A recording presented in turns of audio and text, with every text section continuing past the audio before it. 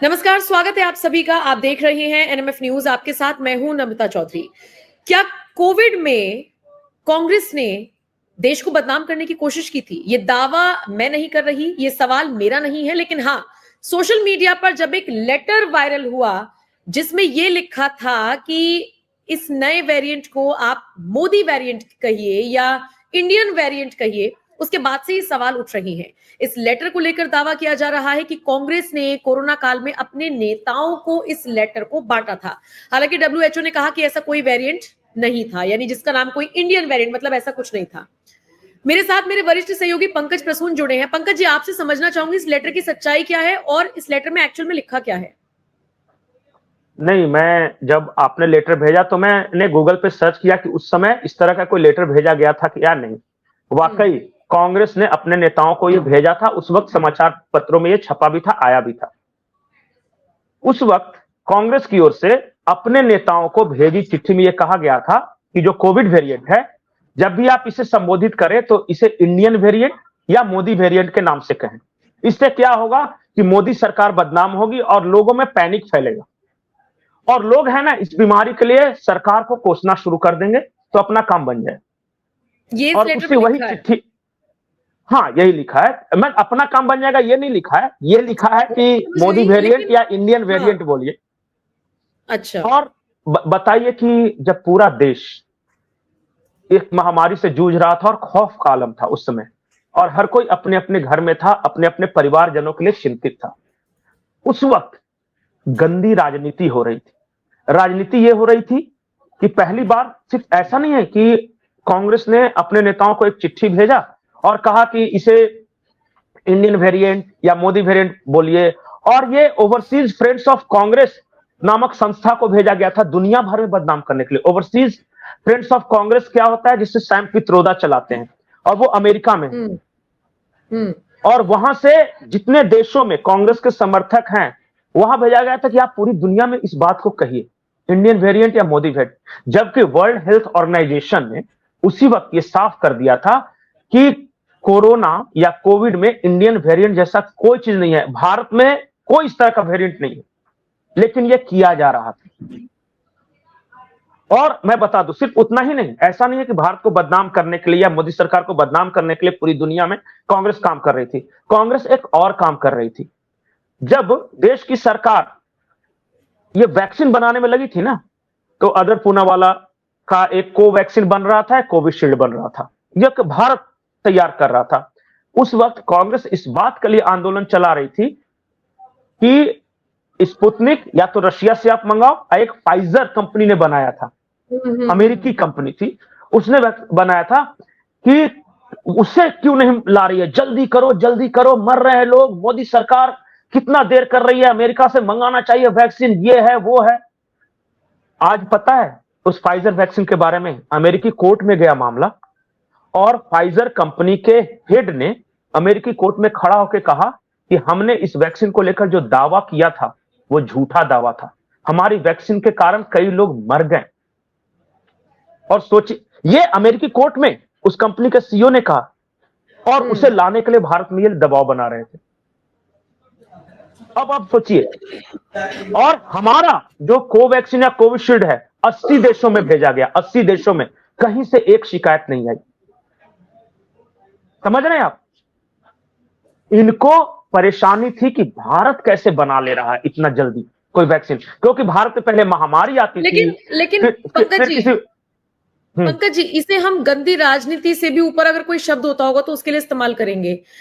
क्या फायदा है कांग्रेस का हर बार भारत को बदनाम करने का? मतलब आप देखिए, कोरोना काल में मुझे बताने की जरूरत नहीं है कि हर किसी ने कैसा फील किया, पल पल मौत का डर था, अपनों को खोने का डर था, उस बीच आप ये राजनीति कर रहे हैं।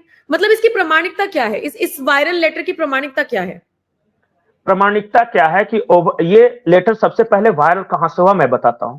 ओवरसीज फ्रेंड्स ऑफ कांग्रेस को यह भेजा गया था और वहां से वायरल हुआ। मैं दर्शकों से कहता हूं कि उस वक्त Congress viral letter overseas friends of Congress को जो भेजा गया था, कोरोना या कोविड अगर टाइप करे तो बहुत सारे आ जाएंगे। उस वक्त खबरों में आया था, ये भूल गए होंगे अभी लोग, लेकिन उस वक्त छपी थी ये खबर कि लेटर भेजा गया है।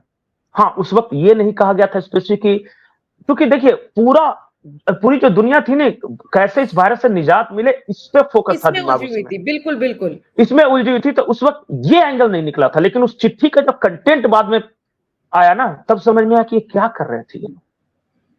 और मैं बताता हूं क्यों कर रहे थे, आराम से दर्शक समझ जाएंगे। 2014 के पहले इस देश में AK-47 की गोलियां तक बाहर से मंगाई जाती थी। जो विदेशी कंपनी है वो बेहतर है, भारत के जो कंपनी है ना, वो प्रोडक्ट में क्वालिटी नहीं होती। ये इंजेक्ट किया गया था यहां के दिमाग में। और उसके पीछे कारण क्या था पता है? जब भी यहां कोई जरूरत है तो कुछ लोग बहुत खुश होते थे स्कार्सिटी में, फिर क्या करेंगे, विदेशी कंपनी ढूंढी जाती थी, वो कमीशन वगैरह तय किया जाता था। वो फोर्स में हुआ था ना। हर डिफेंस डील में पहले एक डिफेंस लॉबिस्ट होता था, जिसको हम डिफेंस दलाल बोलते थे हिंदी में। आप कभी गई हैं लुटियंस दिल्ली में? वहां बहुत सारे बंगले होंगे, वहां नागर्स, ये सब संजय नागर का था, वो भी डिफेंस दलाल था। और रात रात भर पार्टियां चला करती थी उन बंगलों में, और बहुत बड़े बड़े पत्रकार उन पार्टियों में शरीक हुआ करते थे, मिनिस्टर्स आते थे उन पार्टियों में सरकार के। आखिर वो डिफेंस दलाल गए कहां? उनका क्या हुआ? उनकी पेट पर लात पड़ी है। क्योंकि भारत ने, जब मोदी बनी, और उस वक्त गोवा के चीफ मिनिस्टर जो थे वो डिफेंस मिनिस्टर बने थे, वो यहाँ पे रक्षा मंत्री बने थे, बाद में उनका निधन हो गया था। वो जब आए ना, मनोहर पर्रिकर, हाँ मनोहर पर्रिकर साहब जब आए ना, तो उन्होंने सिर्फ एक नियम चेंज किया। उन्होंने कहा कि अब कंपनी टू कंपनी बात नहीं होगी, गवर्नमेंट टू गवर्नमेंट बात होगी। मतलब कि मुझे राफेल अगर खरीदना है तो भारत सरकार फ्रांस के सरकार से बात करेगी। पहले क्या होता था कि एक कंपनी, यहां भारत की कंपनी डसॉल्ट से बात करती थी, और फिर आपस में वो सब करते थे। अब सरकार, गवर्नमेंट टू गवर्नमेंट, बस सिर्फ एक पॉलिसी चेंज किया, ये सारे डिफेंस दलाल चले गए बाहर। कष्ट यहां पे है, कष्ट यहां पे है कि फार्मा लॉबी, इतनी स्ट्रांग लॉबी है दुनिया भर में। 3 लॉबियां बहुत स्ट्रांग है, डिफेंस लॉबी, फार्मा लॉबी और ऑयल लॉबी, पूरी दुनिया में। और ये कई देशों को, सरकार को इधर उधर करती है। हमने डिफेंस लॉबी की कहानी बता दी कि वो क्यों नाराज है भारत सरकार से। भारत अपना मैन्युफैक्चरिंग कैसे करने लगा? ये तो कांग्रेस वाले तो हिंदुस्तान एरोनॉटिकल लिमिटेड के दरवाजे पर जाकर धरना दे रहे थे कि बिक जाएगा बिक जाएगा, मोदी ने बेच डाला बेच डाला बेच डाला। आज वो प्रॉफिट में आया है आजादी के बाद पहली बार, क्योंकि वो बना रहा है, वो तेजस बना रहा है। सोचिए वो कितनी गंदी राजनीति। वहां ये हंगामा कर रहे थे कि HAL को बेच दिया बेच दिया, आज वो बना रही है। पता है पिछले साल भारत ने कितने का डिफेंस एक्सपोर्ट किया होगा? एक्सपोर्ट अपना बनाने के अलावा, अपनी जरूरतों पूरा करने के अलावा, हमने 53,000 करोड़ का एनुअल डिफेंस एक्सपोर्ट किया है, एक्सपोर्ट किया है। जो देश AK-47 की गोली तक मंगाता था, आर्मी के जवानों के जूते तक मंगाता था, वो आज कैसे एक्सपोर्ट करने लगा? और जो हमें बेचते थे, जिनको फायदा होता था, वो आज क्या कर रहे होंगे? इनको 53,000 करोड़ का नुकसान तो हुआ ना, और ज्यादा, क्योंकि हम भी तो उसका यूज कर। अब बताइए वो बैठे क्या कर रहे होंगे? वो भारत सरकार के खिलाफ हो गए हैं।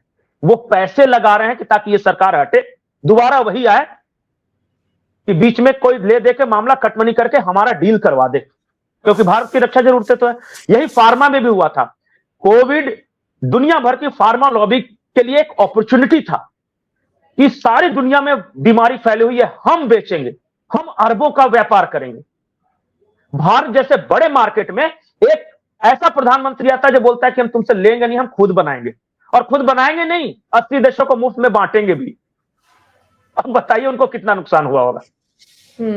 ऑर्डर पूरा वाला ने उसी वक्त कहा था कि मेरी हत्या तक हो सकती है, अब बाद में उन्हें सिक्योरिटी दी गई थी। बताइए कौन हत्या करवाना चाहता था?